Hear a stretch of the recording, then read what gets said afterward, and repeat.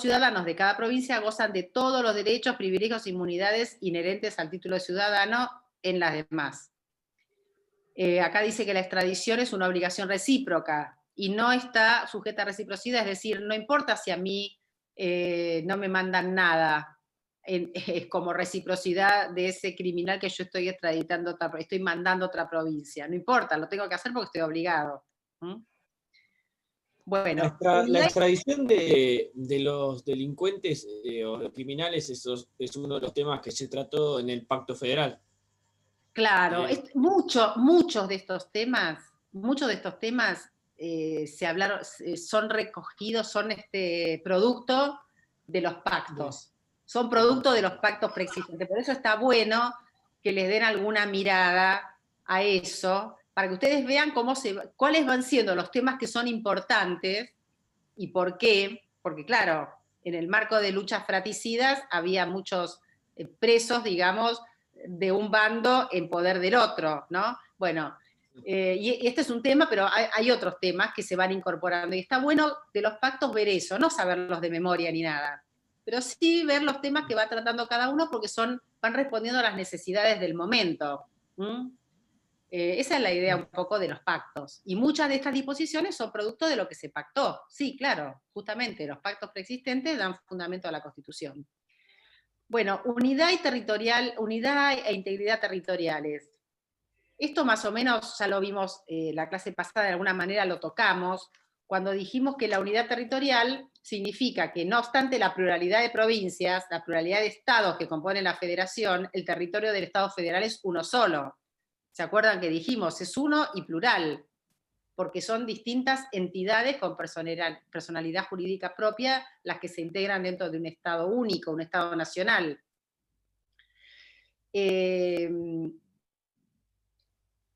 Bueno, este principio de que las provincias no pueden desmembrarse, obviamente también asegura la unidad del territorio nacional, ¿no es cierto? No se puede desmembrar ni el territorio nacional ni ninguna de las unidades territoriales que lo integran.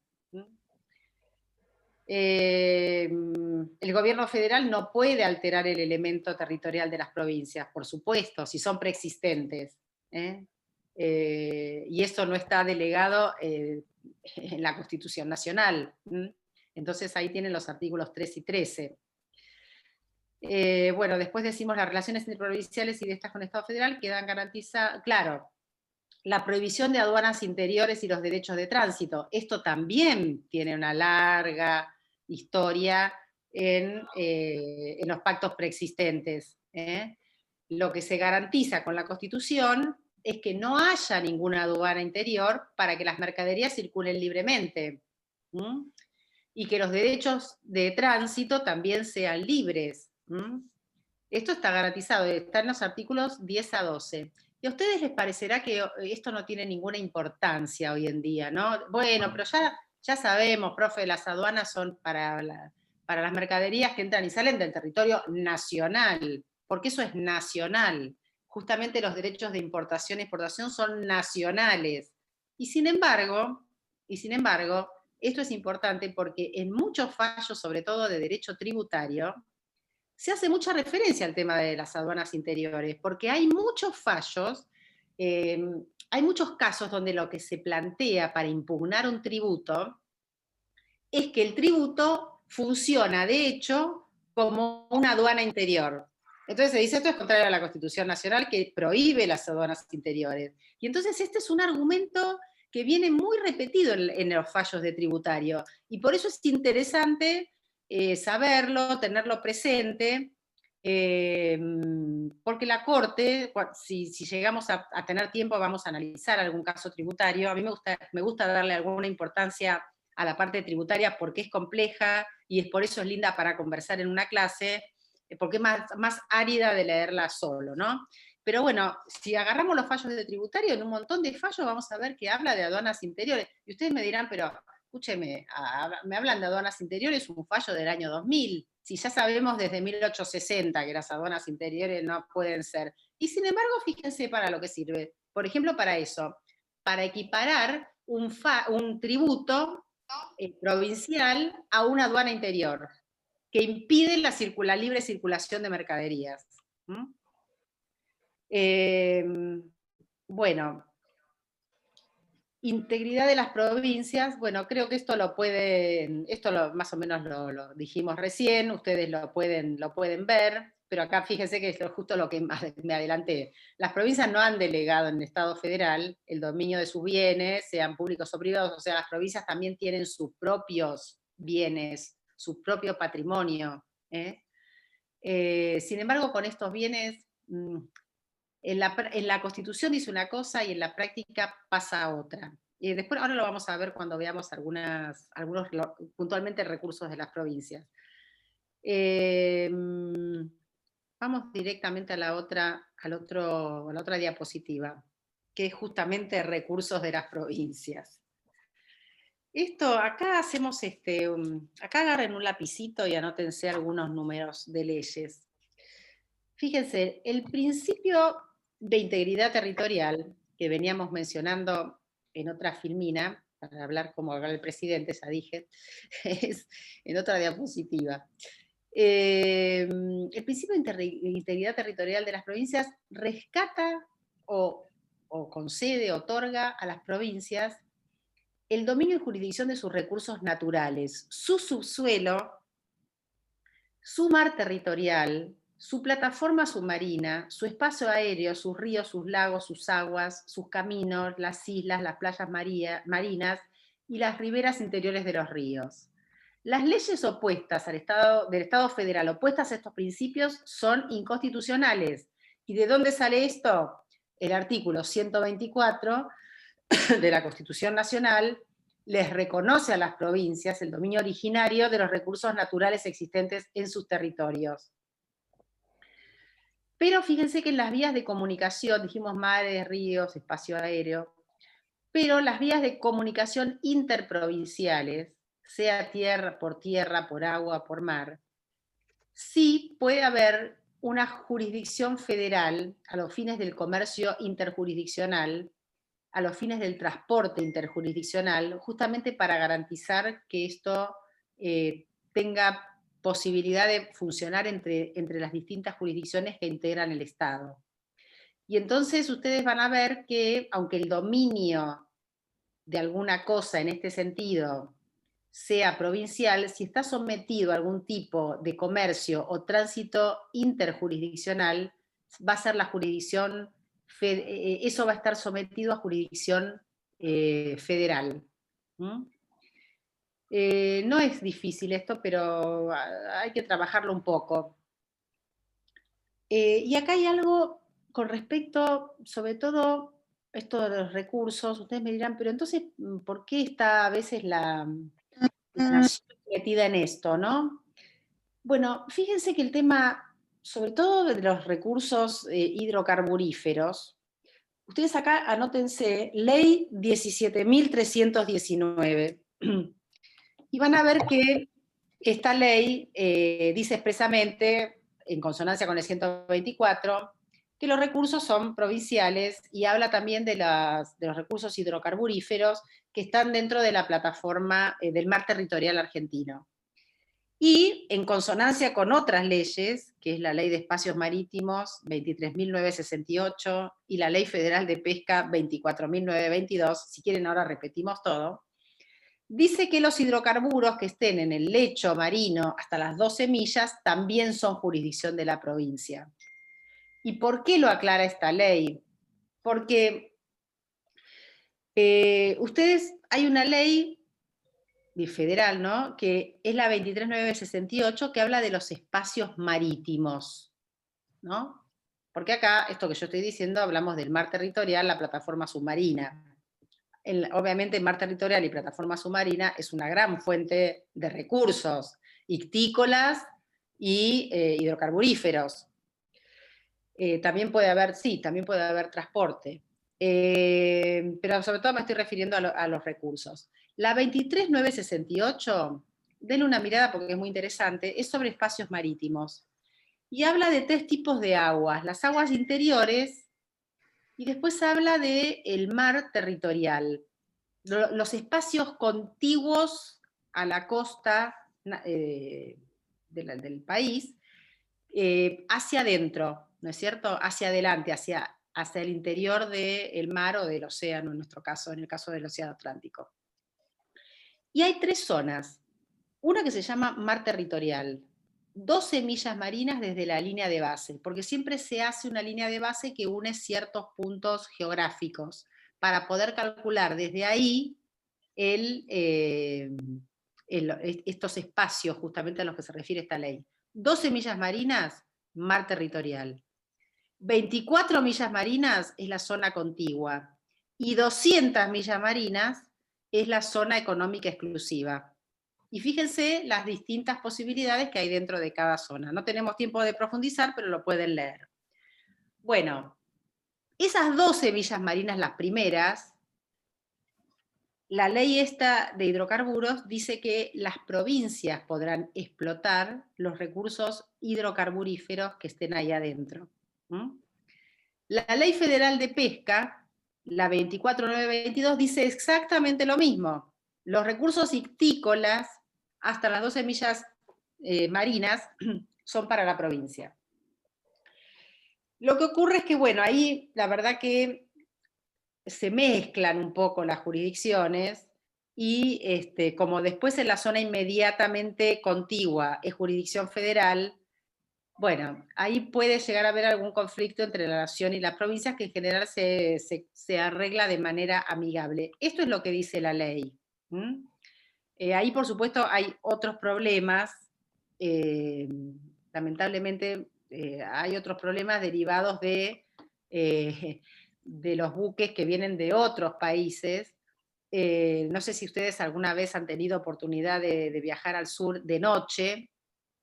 Si viajan al sur de noche realmente es muy impresionante, porque ustedes ven que está todo oscuro, ¿no? Cuando van bajando, ¿no?, hacia la Patagonia, está oscuro, bueno, son grandes extensiones, y ven todas las luces, o sea, ven todo oscuro, pero se ven unas luces potentes, que es la cantidad de buques que están pescando en la milla 201.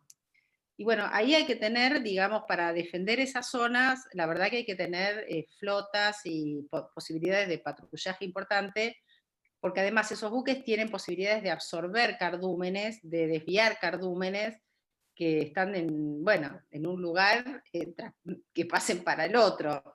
Y obviamente privan al país de una gran fuente de recursos. Bueno, pasamos ahora, bueno, pero esas leyes les quedaron claras, las vuelvo a repetir, anótenlas y denles una mirada porque acá no las podemos profundizar. Ley 23.968 de espacios marítimos. Ley 24.922, régimen federal de pesca. Y ley 17.319, actualizada, busquen la actualizada porque es una ley vieja, que tuvo modificaciones no tan viejas, 17.319. Y obviamente siempre artículo 124, Constitución Nacional, que es el que marca las pautas de estos dominios, que luego reproducen, por supuesto, las constituciones provinciales, porque esto en las constituciones provinciales está en todas.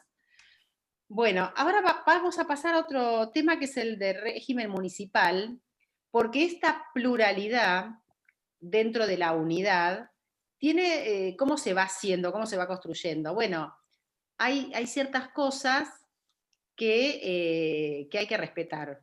Una de esas cosas, que está en el artículo 5, es el régimen municipal. Vidal Campos dice que siempre hubo autonomía, pero la verdad que lo cierto es que la jurisprudencia de la Corte no fue tan clara respecto de esto. La autonomía es como que llega en un fallo bastante entrado el siglo XX.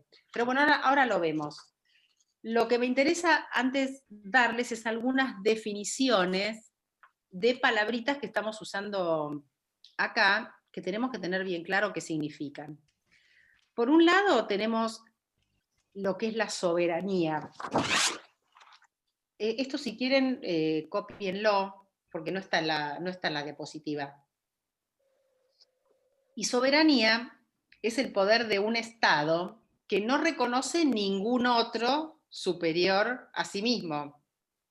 Es el poder supremo e independiente que tiene un Estado, y en general está reservado para los Estados nacionales. Puede haber Estados que no sean soberanos, que tengan solo autonomía. En nuestro régimen y en nuestra Constitución se llaman provincias. Pero la soberanía está solo reservada al Estado nacional. ¿Por qué decimos que hay estados que tienen soberanía y hay estados que no lo tienen? Y bueno, porque tienen todos los elementos del Estado. Tienen territorio, población y poder. Los estados provinciales tienen esto, pero no tienen soberanía. Carecen de esta atribución porque tienen por encima un Estado, un nivel superior, que es el del Estado federal. ¿Puede ser un Estado unitario? Bueno, podría ser unitario igual el Estado, aún teniendo estados provinciales al interior, porque el Estado puede ser unitario federal. Lo que pasa es que eso hace a la centralización del poder. En nuestra Constitución, los estados que integran la federación se reservan muchos poderes, es más, se reservan todo lo que no le delegan al Estado nacional, al Estado federal, y impiden la excesiva concentración del poder. O sea, el poder se organiza de manera que está repartido. Bueno, soberanía. Autonomía es un nivel inferior, es decir, es la posibilidad de darse las propias normas, las propias leyes y otras normas inferiores, y tener sus propios órganos de gobierno, pero se está subordinado a ese ente superior que es el Estado soberano. Bueno, esto ocurre en todos los estados federales, obviamente, está claro. Claro, en los estados unitarios en general no se llaman estados. Se llaman, por ejemplo, son regiones. Regiones, pero les diría que son casi muy parecidos, porque esto ya lo dijimos la primer clase. España, por ejemplo. España es un estado unitario. Sin embargo, les diría que las comunidades autónomas son bastante parecidas a una provincia. Lo que tiene la Constitución española es que es moderna, es más moderna que la nuestra, y están como mejor repartidas o más claras las competencias. Porque en definitiva de lo que se trata, chicos, es de una distribución de competencias, saber a qué nivel de gobierno le corresponde ejercer tal o cual facultad, ¿no es cierto? Así todo, también hay algunos conflictos a veces, porque bueno, no se puede prever todo, y la verdad es que la realidad siempre supera a la ficción o a la teoría, y entonces bueno, eso genera conflictos. Bueno, dijimos entonces que las autonomías lo que son. Después hay otro nivel inferior, que es la autarquía. Autarquía quiere decir el tener el mando de sí mismo, es decir, es el poder de autoadministrarse, de administrarse de acuerdo a una norma que es impuesta, pero la norma es impuesta, pero la administración es propia. Y por último hay otro concepto que se menciona, que es el de autarcía, que la verdad que nosotros lo usamos poco y nada, y lo que quiere decir es la idea de suficiencia económica, o sea, a la posibilidad de generar los propios recursos, ¿no? Como ustedes se dan cuenta, bueno, todas estas cosas las tienen las provincias, menos la soberanía. Decíamos que la Corte, en la jurisprudencia de la Corte, este tema de la autarquía, de la autonomía municipal, ahora hablamos de municipios, que es el tercer nivel de gobierno, no estuvo tan clara, por más que Vidal Campos dice que, si ven el libro de Vidal Campos va a decir, no, sí, siempre fueron así, bueno, pero cuando vemos la jurisprudencia hubo dudas, o sea, este tema nosotros ya lo tenemos masticadito y nos toca bien resuelto, pero bueno, hubo casi 100 años de discrepancias, y fíjense, lo vamos a ver igual en una unidad sobre municipios, pero fíjense, yo nada más les traigo siempre este cuadrito, esta reseña. En 1911 a los municipios se los consideraba meras delegaciones de los gobiernos provinciales. El caso se llama Municipalidad de La Plata. Es decir, son simples entidades del gobierno central con simple descentralización administrativa, lo que les daba calidad de autárquicas, pero no autónomas. No se podían dictar ninguna norma propia. Después, en 1929, se reitera que obran por delegación de los gobiernos provinciales, aunque se dice que son esenciales dentro del régimen constitucional. Porque, claro, tenemos el artículo 5, que ya está mencionando que es necesario garantizar el régimen municipal. Este se llama Municipalidad de General Pueyrredón con Jockey Club de Mar del Plata. Después, en 1933, se reconoce la facultad de crear impuestos, tributos, a la Municipalidad de Buenos Aires. En aquel momento era Municipalidad de Buenos Aires. El caso se llama Club Atlético River Plate con Municipalidad de Buenos Aires. Y después tenemos el caso que ya aclara netamente el tema, que es de 1989, que se llama Rivademar. Acá la Corte directamente dice que este caso, bueno, la verdad que hay que verlo. Es muy interesante también el dictamen de la Procuradora General de la Nación, que le da base que le da sustento al fallo. Y acá se dice clarito que las municipalidades son autónomas en base al sustento poblacional del municipio, a la imposibilidad de su supresión, porque está garantizado en el artículo 5º, a la elección de las propias autoridades y a la posibilidad de darse sus normas. Es decir, cierto tipo de normas pueden estar en cabeza de los municipios. Y desde ahí en más, bueno, en el 91 se dijo otra cosa, pero no es importante esto. Lo que es importante es este fallo, el fallo del 89, el fallo Rivademar. Y la reforma va a ir en este sentido. La reforma del 94 le va a dar absolutamente, va a receptar absolutamente la doctrina del caso Rivademar, pero fíjense que se dijo antes de la reforma, ¿no? ¿Dónde está en el 123? Entonces, la naturaleza de los municipios integran la estructura federal, por lo que damos por existente una trinidad constitucional: municipio, provincia, Estado federal. Si bien son competencias limitadas y están limitadas por la constitución de cada provincia y las leyes de cada provincia, o sea que ahí no es que el municipio directamente interactúa con el Estado federal, sino que interactúa sobre todo con la provincia y es la que contiene o diseña cómo van a ser los municipios. Lo cierto es que por más que esto esté así, los municipios tienen arraigo constitucional con anterioridad incluso algunos a la generación de las provincias. Es más, las provincias muchas veces se generan en torno a ciertos municipios. Entonces, el arraigo constitucional de las provincias es muy antiguo y no pueden suprimirse desde ya.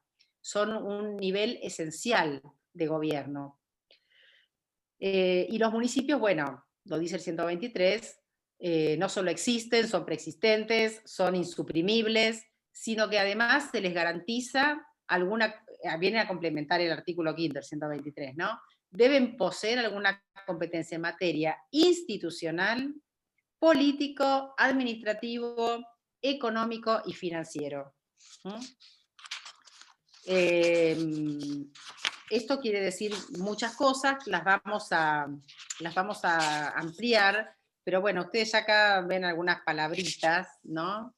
Es decir, institucional, hay ciertas instituciones que son municipales, política, hay una organización, hay una posibilidad de elegir representantes, administrativa, hay una administración provincial, y económica y financiera hay una posibilidad de generar ingresos, de generarse sus ingresos. Entonces, esto fundamentalmente tiene que ver con la posibilidad de generar algún tipo de tributos, que también hay no pocos problemas con esto, no pocas discusiones, pero no importa, las discusiones se solucionan. Lo que tenemos que saber es que la facultad existe. Bueno, y llegamos al tema un poquito que tengo que avanzar, aunque ya estemos al borde del horario, pero vamos a avanzar porque si no, no van a poder hacer el trabajo práctico. Ustedes este tema ya lo estudiaron, así que a mí mucho no me preocupa explicarlo, pero sí recordarlo. La garantía federal, venimos hablando de la garantía federal, y la garantía federal es esto del artículo 5º. Significa que el Estado federal garantiza a cada provincia el goce y ejercicio de sus instituciones bajo las precisas condiciones que le da. 1, adecuación de la Constitución provincial a la forma representativa republicana y a los principios, declaraciones y garantías de la Constitución federal. ¿Podría haber una provincia monárquica? No, no es cierto, no podría. Y al aseguramiento de ciertas instituciones fundamentales en una república representativa y democrática. Es decir, hay una administración de justicia, justamente una república significa que haya 3 poderes, ¿no es cierto? Entonces se debe asegurar la administración de justicia, se debe asegurar el régimen municipal y se debe asegurar la educación primaria por parte de las provincias. Esto, si bien la parte de educación va a ser también materia de otra unidad, ya nos da, este artículo es antiguo, es original de la Constitución, y a nosotros ya nos habla de algo que a la Argentina la va a destacar dentro un poco del concierto de las naciones, y también de Latinoamérica, que es la importancia de la educación ya desde el siglo XIX. La educación en Argentina ha sido un vector insoslayable. Si bien ha habido educadores muy importantes en otros países también, le suena por ahí el nombre de Simón Rodríguez, bueno, y de otros, en Argentina tiene mucha tradición en esto, y ha sido un factor fundamentalmente de 2 cosas importantísimas para una democracia: la cohesión social entre personas que venían de distintos lugares, e incluso con la población que ya estaba en Argentina, porque no es que Argentina es solo una población de inmigrantes, y por otro lado, la posibilidad de progreso social.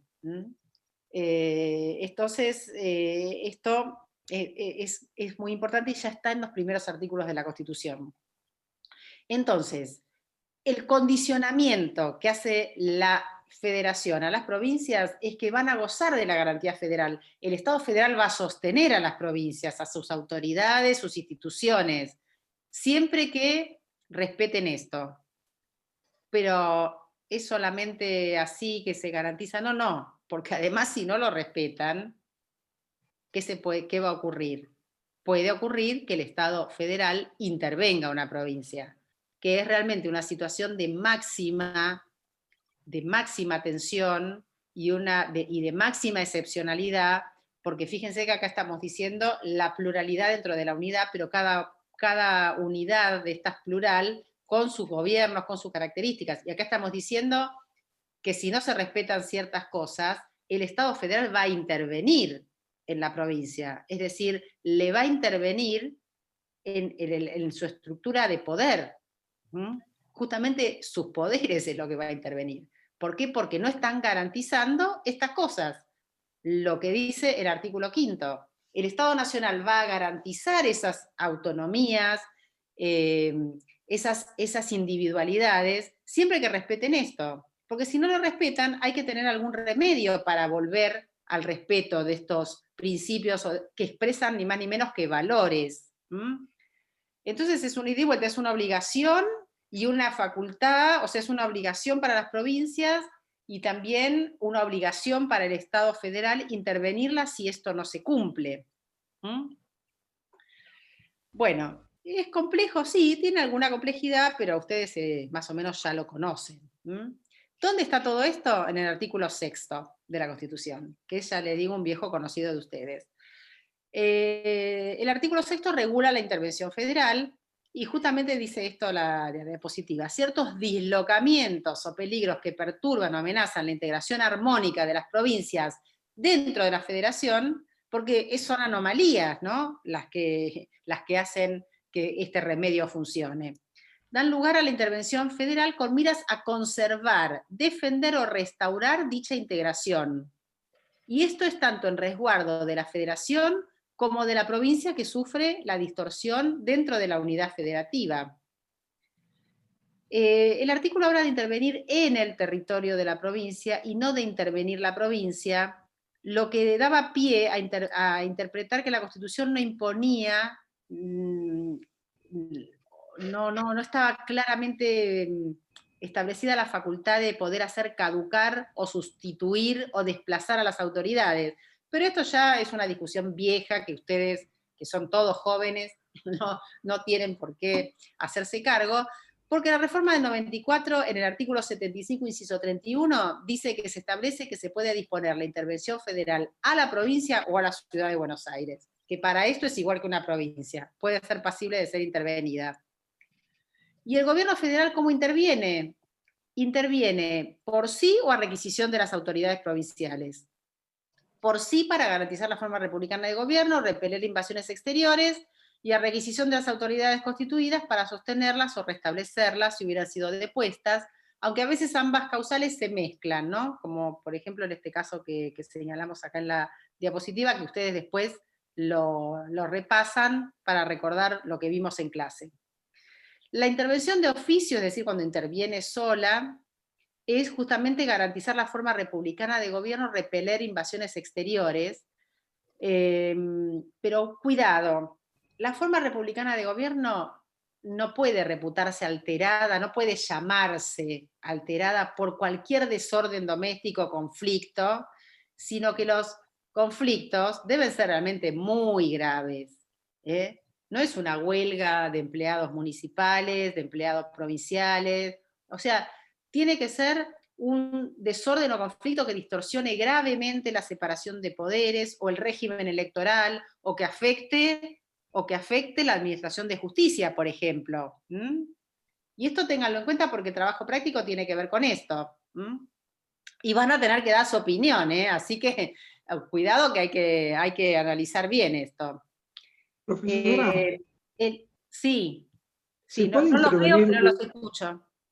¿se puede intervenir un municipio?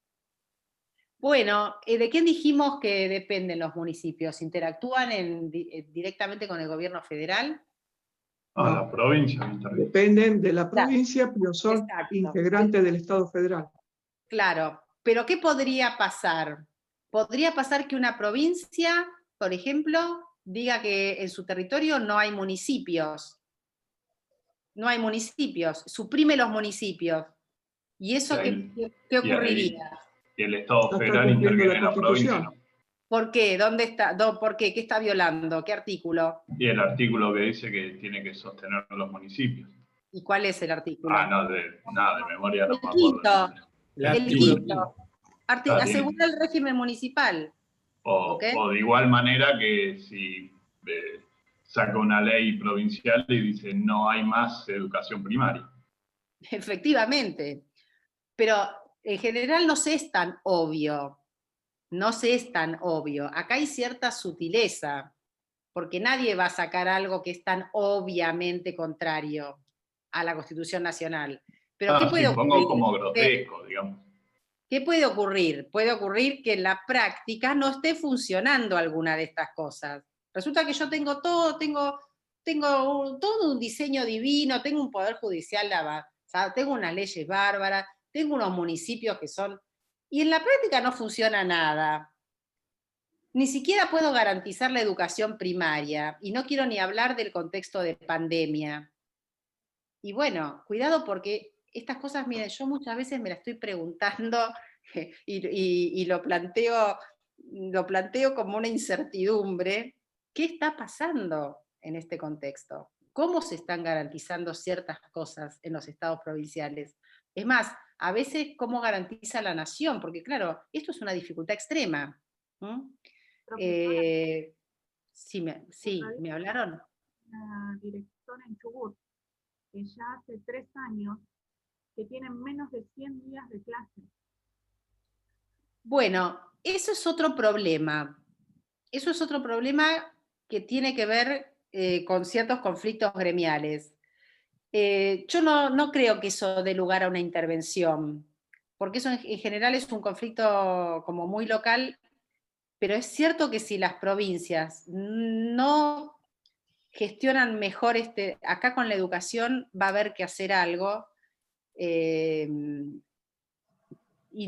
no quiero en esto que suene como que no estoy ni contra los municipios, ni contra los gobiernos provinciales, pero tampoco estoy contra el gremio docente. O sea, la verdad que acá hay que encontrarle solución a los conflictos docentes, que no son simplemente obligar a los docentes a ir a trabajar. Esto es como más o menos lo de la policía del otro día. Son conflictos profundos, obviamente no hay que permitir desbordes, por supuesto que por lo policial el otro día fue más complicado, pero también hay que tener alguna pauta de garantización de clases.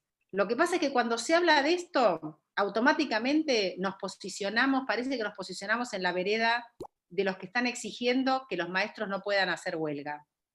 Esto no es así, porque los maestros tienen el derecho de hacer huelga, que es un derecho fundamental.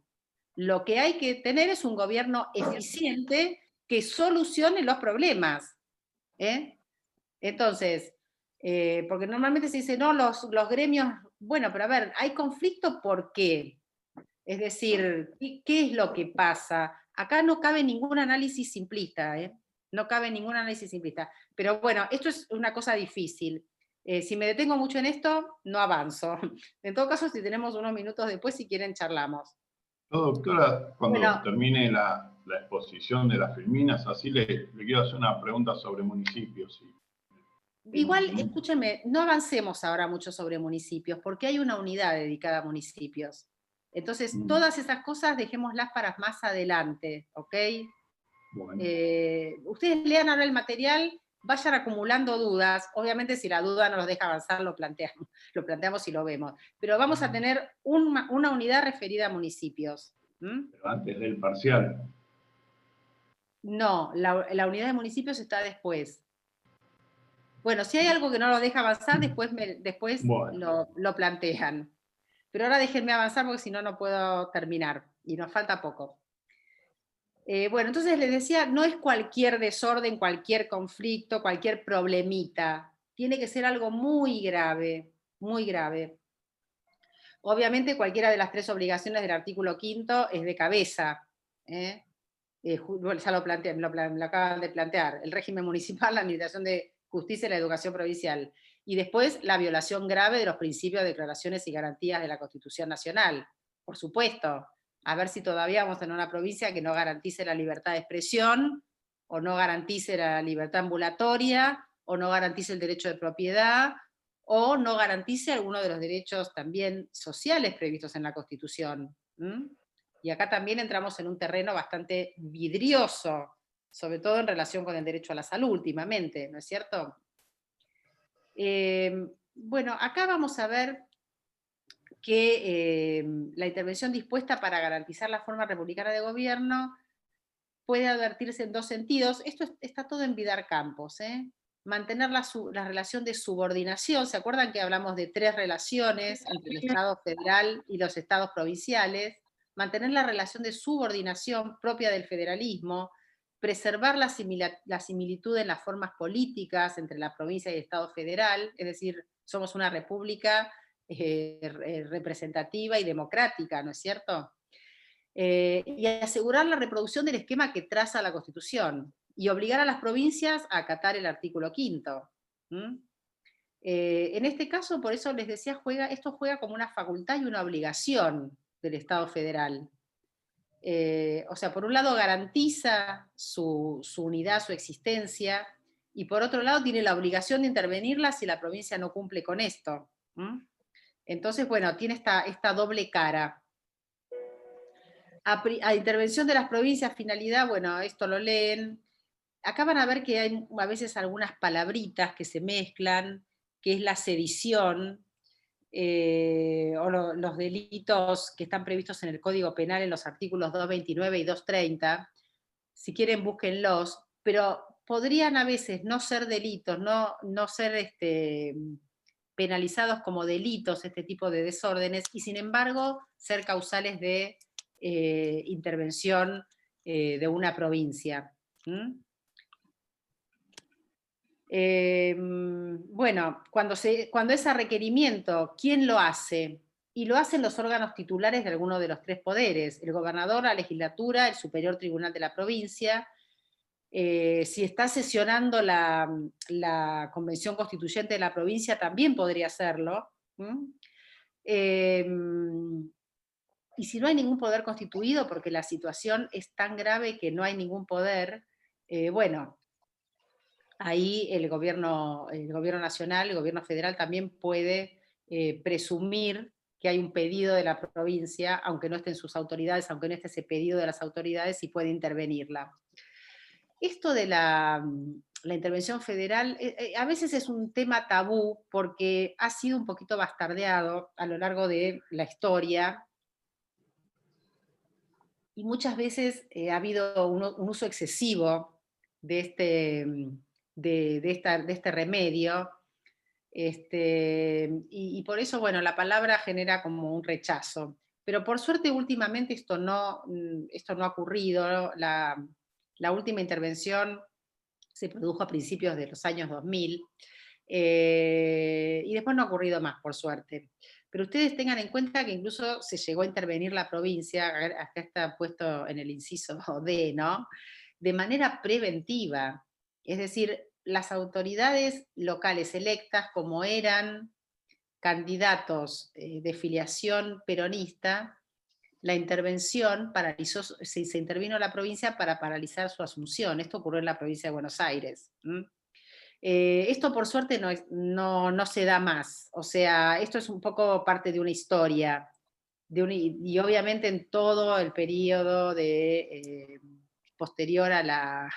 Les diría que desde que se sancionó la Constitución, se terminó de sancionar todo el proceso constituyente en 1860, hubo muchos casos, y están en el libro de historia, están en el libro de historia que les di, fíjense si quieren, y por eso la intervención tiene como una connotación negativa. Sin embargo, yo creo que ahora hay que pensarla un poco distinta, y hay que ver todas las jurisdicciones federales que no están garantizando cierto tipo de derechos. Por supuesto los del artículo 5 y algunos otros. Claro, no podemos, el gobierno federal no se la puede pasar interviniendo provincias, pero entonces va a haber que pensar, y esto también es algo que yo vengo pensando a nivel personal y obviamente es discutible, pero realmente respecto de ciertos derechos, no sé si no hay que organizar algún plan federal de reforzamiento de ciertos derechos en las provincias.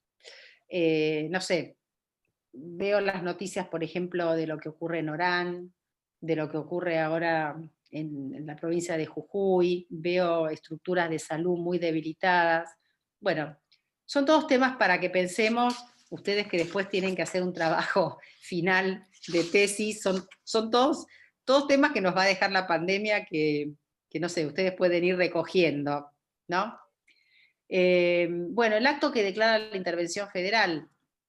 El artículo 6 encomienda la intervención al gobierno federal. Obviamente, ¿quién la va a hacer? Si estamos hablando de que la nación interviene en una provincia, sin individualizar el órgano competente. Pero, por suerte, el artículo 75, inciso 31, que es producto de la reforma, aclaró que es el Congreso el órgano que debe disponer la intervención federal en una provincia. O sea, tiene que haber una ley de intervención, que además nos va a marcar qué se interviene, cómo se interviene, cuánto tiempo se interviene. Es el que nos va a dar el GPS de la intervención. Y el interventor no va a poder hacer nada más que lo que diga esa ley. El artículo 99, inciso 20 de la Constitución establece que corresponde al presidente de la República decretar la intervención en caso de receso del Poder Legislativo, pero que debe convocarlos simultáneamente para su tratamiento. Y obviamente este artículo que decíamos, 75, inciso 31, le asigna al Congreso la facultad de aprobar o revocar la intervención decretada durante su receso por el Poder Ejecutivo. El acto de intervención es de naturaleza política, cualquiera sea el órgano que lo dicte. Es una medida de excepción y debe interpretarse con carácter restrictivo. Pese a ser política, es una decisión que a criterio de Vidal Campos queda sujeta a control judicial si concurre alguna causa judiciable en la que se impugne la intervención. Pero cuidado, esta es una opinión de Vidar Campos, que ya en el caso Cuyen contra Llerena en el año 1893 se dijo lo contrario. El acto de intervención es político no justiciable, no se puede opinar. Sin embargo, lo que sí es justiciable es la competencia del órgano, los límites y las cosas que haga el interventor, que pueden no estar dentro de sus posibilidades. Y entonces puede ser inconstitucional que el interventor o comisionado federal, como dice esta diapositiva, haga. Y con esto tiene que ver el fallo Zavalía, que se va a hablar la clase siguiente en la clase de fallos, pero que ustedes pueden ir mirando. ¿Y quién es esta persona, el interventor o comisionado federal? Es un delegado del gobierno federal. Es un funcionario federal y actúa como delegado del presidente de la República. Sus atribuciones dependen del acto concreto de intervención, de su finalidad, de su alcance y de las instrucciones precisas que le imparte el Poder Ejecutivo. La extensión de estas facultades debe interpretarse de manera restrictiva. ¿Por qué? Bueno, porque esto es una excepción, esto es una recontraexcepción a lo que estamos diciendo, a la autonomía de los estados provinciales. Es una medida de excepción, de emergencia, de la última ratio dentro de nuestra Constitución. En la práctica, el interventor reemplaza a las autoridades federales. Cuando abarca el Poder Ejecutivo, porque puede estar limitada la intervención a alguno de los 3 poderes, a 2 poderes o a todos los poderes. El gobernador cesa en su cargo y es reemplazado por el interventor. Si abarca el Poder Judicial, se ponen los jueces en una situación que se llaman en comisión, es decir, se relevan, y el interventor no es que suplanta a los jueces, sino que va a designar otros. Como ahora en la mayoría de las provincias hay Consejo de la Magistratura, si el Consejo no está intervenido, va a ser el Consejo el que va a tener que designar otros jueces. Y si también está removida la legislatura, cesan en su mandato los legisladores, el interventor lo que va a tener que hacer es llamar también a elecciones para elegir nuevos representantes. Pero todo esto tiene que estar dentro de las facultades expresas que tiene el interventor. La intervención obviamente no extingue la personalidad jurídica de la provincia, no suprime su autonomía, y el interventor tiene solo las facultades que le estén otorgadas. Bueno, esto ustedes lo saben, ya lo hemos hablado. Y para terminar esto vamos a hablar un poquito de la dinámica del federalismo y sus debilidades. Decíamos al principio, ¿no?, en la clase 1, que acá hay una fuerza centrípeta y centrífuga que están todo el tiempo en juego. Pero se ha visto que hay una tendencia a incrementar los poderes del gobierno federal, por más que la reforma del 94 se propuso lo contrario. Pero bueno, hay situaciones de emergencia, de necesidades económicas, de crisis, y a veces de liderazgos fuertes del Poder Ejecutivo Nacional, que son proclives a robustecer las competencias federales. Y acá a veces hay esto genera tensiones, ¿no? Y fíjense, Vidar Campos dice que en el derecho argentino, en la historia del derecho constitucional argentino, hubo ciertas cosas que ocurrieron que favoreció un poco la centralización. Bueno, la primera es la práctica excesiva de intervenciones federales. Después un régimen impositivo o tributario más bien, que es muy concentrado, que también habría que modificar, y fíjense que desde el año 94 no se puede modificar, ¿no? Cuando hablemos de la parte tributaria lo vamos a ver. Hay una ley de coparticipación que es del año 88, hay un mandato de la reforma del 94 para que se dicte una nueva ley de coparticipación, y esto hasta ahora no se pudo hacer por distintos motivos. O sea que estamos usando la ley del 88. Después también hay unos subsidios que también están dentro de la ley de coparticipación, que se llaman aportes del Tesoro Nacional, que también han tenido a veces en algunos periodos cierta discrecionalidad. Y después, bueno, algunas materias, Bueno, también la posibilidad de celebrar tratados internacionales que regulan materias propias de las que están a cargo de las provincias, ¿no? Pero bueno, esto es una alternativa posible, válida y producto del avance del derecho internacional. Hay que ver cómo lo hacemos jugar dentro de las competencias del Estado. Estos son temas que no están totalmente desarrollados, ¿eh? Son temas donde hay mucha tela para cortar. Pero bueno, acá lo importante, ¿qué es? Lo importante es esto, es pensar que el país y las provincias funcionan en la medida en que todos tiran para el mismo lado. Es decir, procuran lo mismo. Porque si cada unidad va a funcionar como antagónica del resto, tanto del Estado Nacional como las provincias entre sí o respecto del Estado Nacional también, y las cosas no van a funcionar bien. Por supuesto que, y por eso, bueno, Frías hablaba de la palabra federalismo concertado, ¿no? Es decir, hay que tener la capacidad de concertar, de coordinar, de acordar, porque si no, ciertas cosas no van a ser posibles. Y bueno, yo ahora las estoy viendo un poco respecto del derecho a la salud y a la vida de las personas.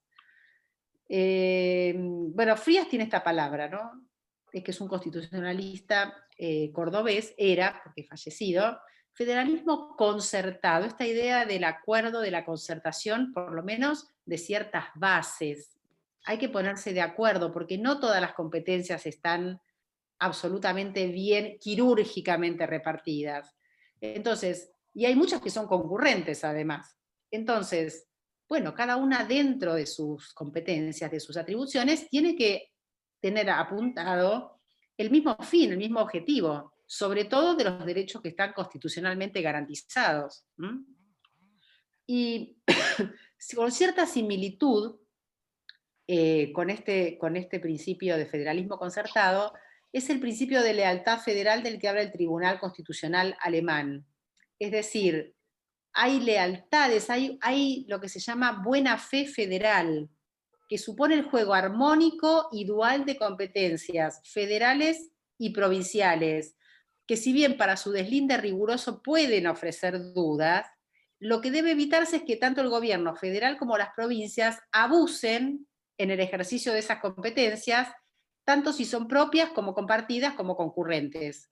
Es decir, yo no te garantizo esto porque total me lo tenés que garantizar vos. No es así. En general, muchos de los derechos están relacionados con facultades concurrentes, donde cada nivel de gobierno tiene alguna cosa para aportar. Entonces acá es importante una conducta federal leal, que tome en consideración los intereses del conjunto y, por supuesto, los derechos fundamentales que se le deben garantizar a la población. Bueno, esto es un esquema que pretendió, digamos, las reformas del 94 que pretendieron fortalecer el federalismo. Léanlos y si quieren los conversamos, pero igual lo vamos a ir desgranando en cada una de las unidades. Pero bueno, ahí están puestas un poco lo que se propuso la reforma del 94. Ustedes me dirán si esto se pudo hacer o no se pudo hacer, ¿no? Acá, ya les digo, son 7:25 y voy a tener que ir cortando. Pero estos temas no están cerrados, ¿eh? Estos temas se presentan, están abiertos para el debate, muchos de ellos, y esta oportunidad dramática, tremenda de la pandemia, bueno, nos está dando pie para pensar algunos temas que parecía que estaban cerrados, que son difíciles. Ahora, por ejemplo, nos habilitó esta decisión del gobierno nacional de recuperar ciertos fondos que eran de la coparticipación, que eran de la nación. Nos da un lindo pie para hablar de este tema, de coparticipación, que es un tema muy difícil. Yo les voy a dar un material, ustedes lo van a ver después en tributario, pero a mí ya me gustaría que ustedes fueran con una base a tributario, que es un tema, es una materia difícil, con una idea. y sobre todo con algunas herramientas para poder entender lo que pasa ahora. Entonces esto lo vamos a hablar en la unidad 4.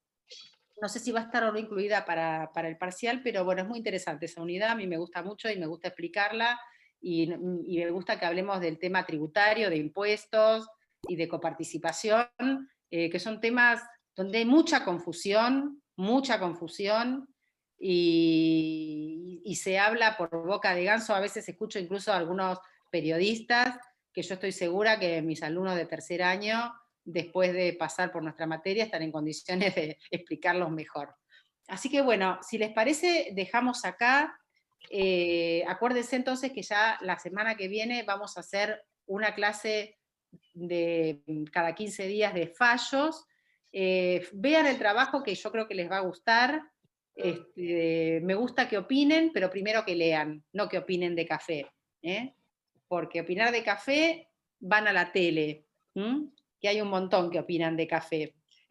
Acá opinen con las lecturas hechas, porque tienen que citar normas, aparte de su opinión. La opinión está bien, pero la opinión tiene que ser científica, y nosotros acá nos estamos basando en la Constitución y en leyes. Entonces, bueno, y en fallos cuando incorporemos el tema de fallos. En las provincias está pasando que hay desunión, claro, sí, Ever, es un poco así, pero las noticias no son todas malas.